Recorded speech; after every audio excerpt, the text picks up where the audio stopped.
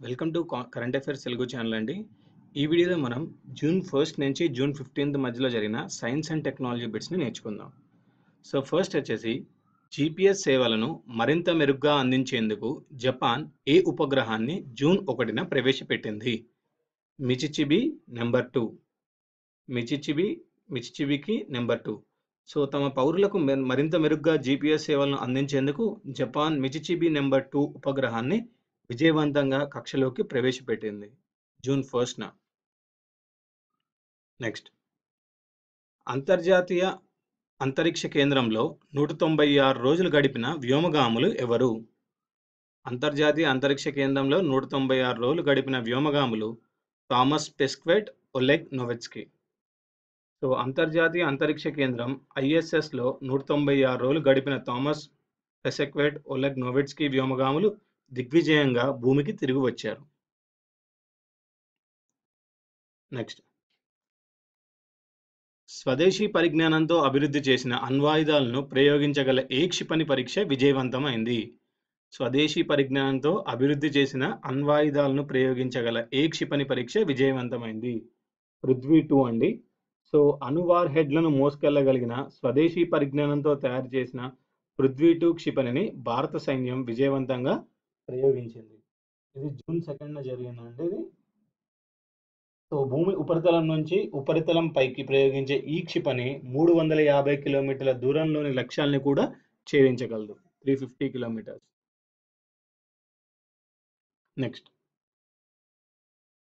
ఐక్యరాజ్య సమితి విధించిన ఆంక్షలను ధిక్కరించి ఏ దేశం క్షిపణి పరీక్షలు నిర్వహించింది?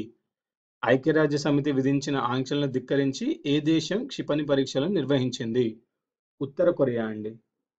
సో తూర్పు తీరంలోని వోన్సాన్ నగరం నుంచి 10 క్షిపణులను పరీక్షించింది. నెక్స్ట్,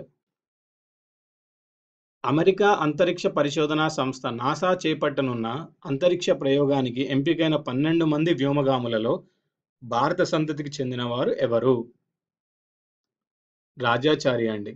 సో అమెరికా అంతరిక్ష పరిశోధనా సంస్థ నాసా త్వరలో చేపట్టనున్న అంతరిక్ష ప్రయోగానికి ఎంపికైన 12 మంది వ్యోమగాముల్లో భారత సంతతికి చెందిన యుఎస్ ఎయిర్ ఫోర్స్లో లెఫ్టినెంట్ కల్నల్గా పనిచేస్తున్న రాజాచారి చోటు దక్కించుకున్నారు.